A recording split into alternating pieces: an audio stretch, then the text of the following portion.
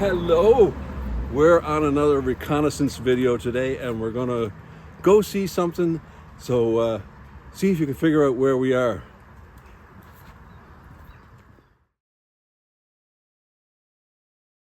So can you guess where we are? That'd be a really big deer, but it would only be a baby moose.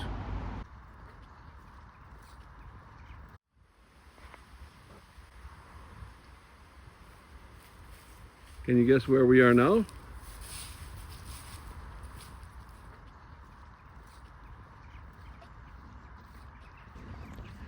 Yeah, Dunham Massey, of course.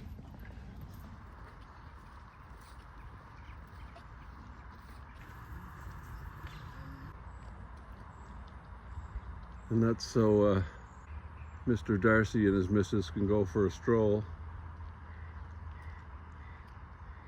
These guys would have owned everything around here. They would have owned Sale and Ashton. Yeah, they were massive landowners. Was it the Earl of Stamford? It was, yeah, the Earl of Stamford.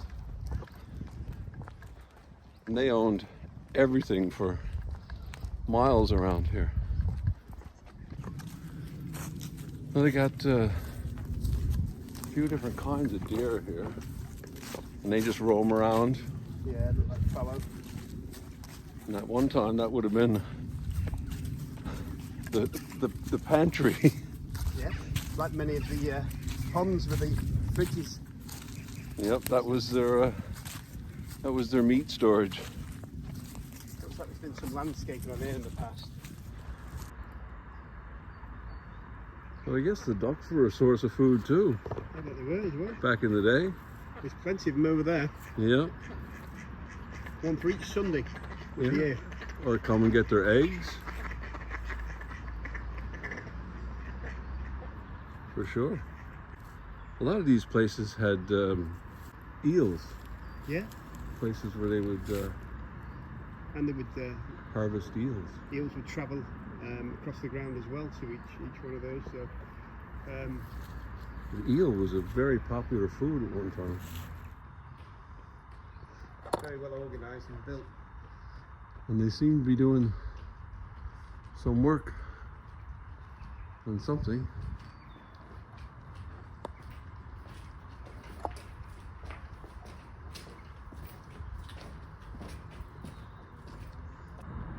$17.21. It's a magnificent building. So there's been a presence here for 900 years. I guess shortly after the Battle of Hastings. Yeah. Do you want to come look at the former usage of this particular building? It's a fantastic carriage. So we had a device like this that we used in theater. It's a ladder, which was probably used for everything, but they had to have their own fire service. And it looks to be some kind of hand-drawn thing. Yeah, it was formerly known as a carriage house. You can see there's a pump here, a storage tank up there.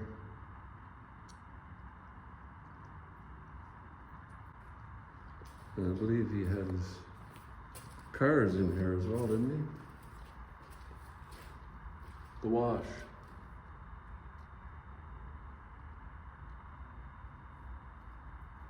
You see the height of the chimneys there. So the burning coal, it got the smoke higher up rather than laid in the courtyard.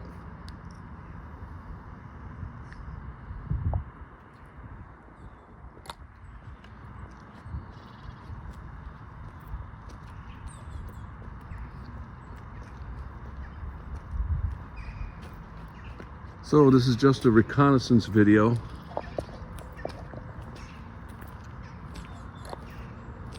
But I shan't say what it's reconnaissance for yet.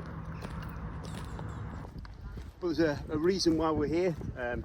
Today we've been filming But we don't want to reveal too much.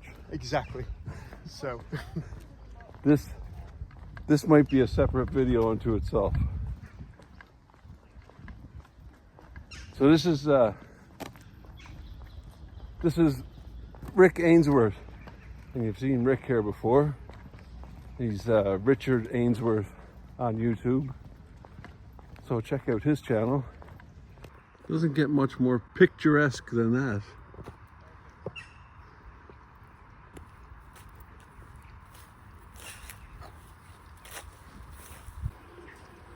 So can you see what that is? That's a clue.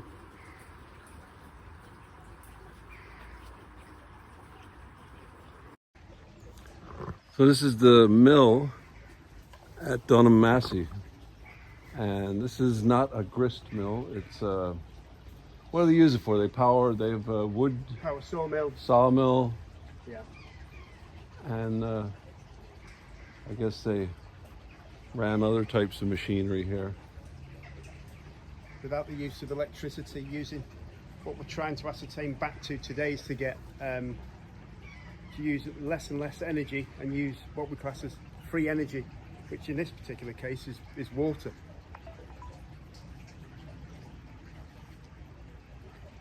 Today they call it hydro. They do. They do.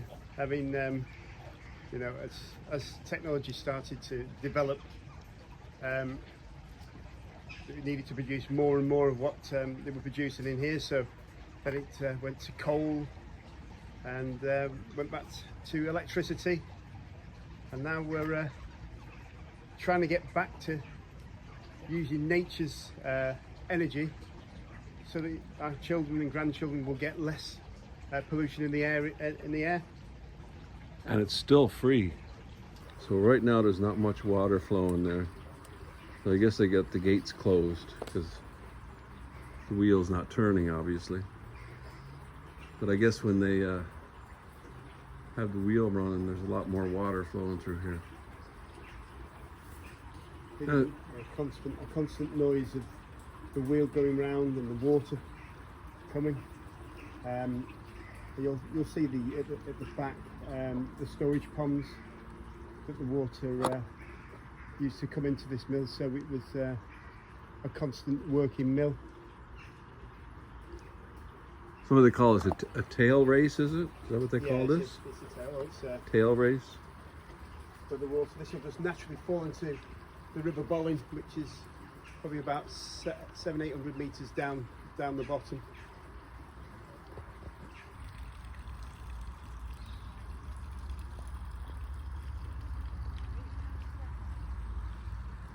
It makes its way to the bone.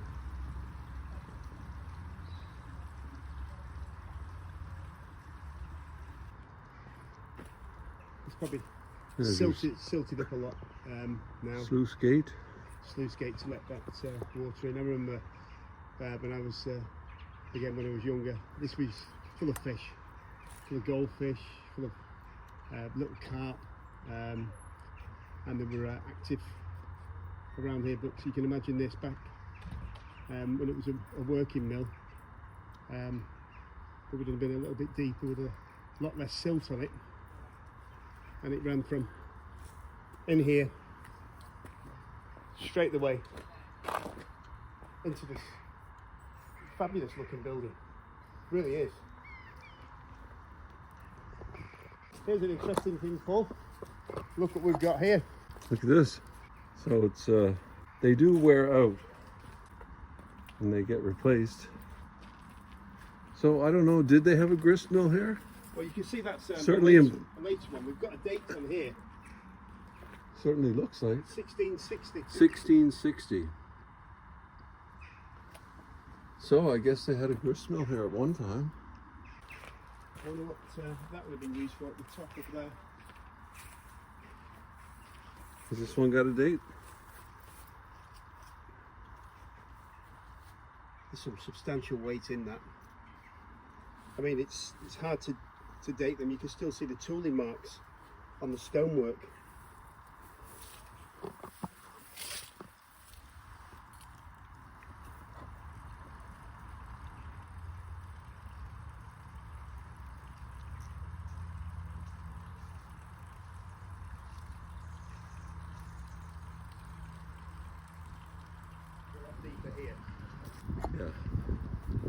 There's a lot more water than you think, Yeah. because it goes way on around here. And there's a much bigger pond up beyond there. So this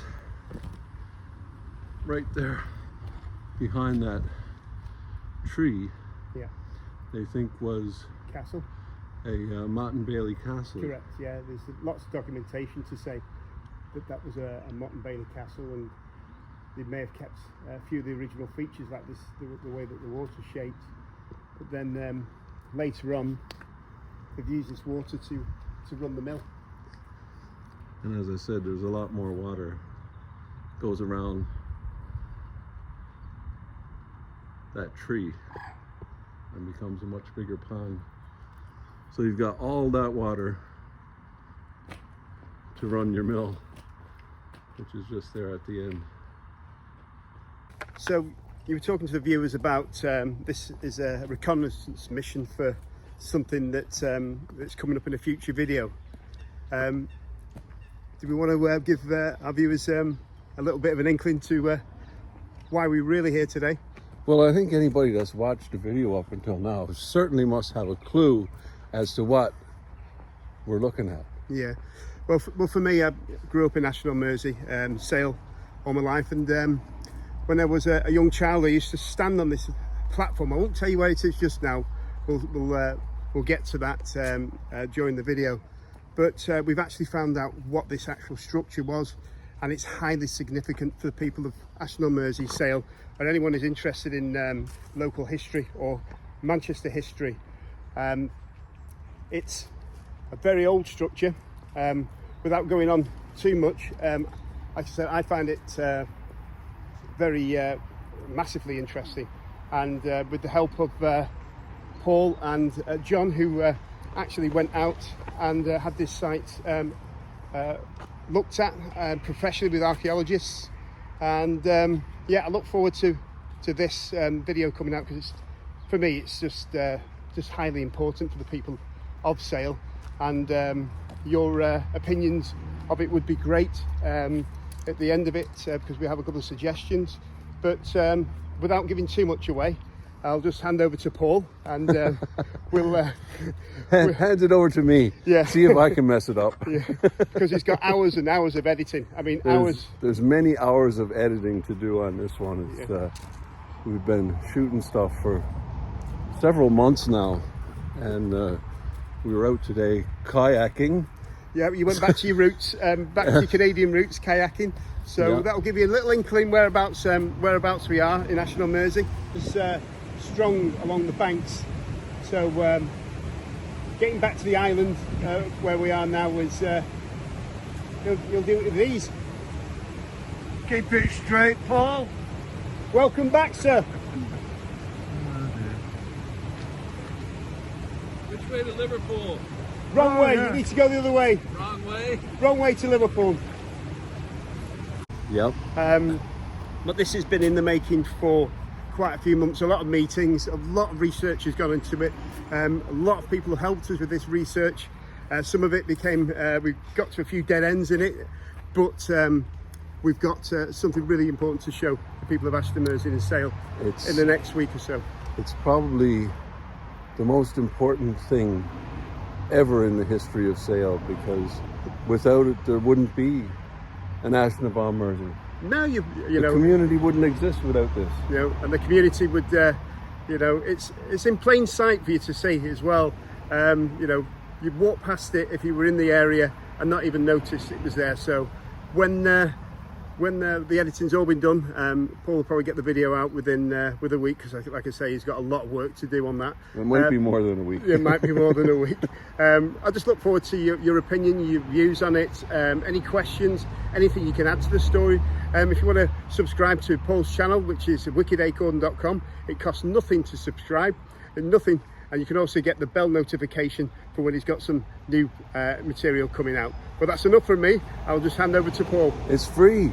It's free, just like wind and hydro and solar. Yes, Like hydro, it's free. lots of clues in there. All right, we'll see you in the next one. Thank you. Why aren't you showing? We're having technical difficulties. Yeah. Stand by. Do not adjust your set. Yeah. You'll have to go to plan B.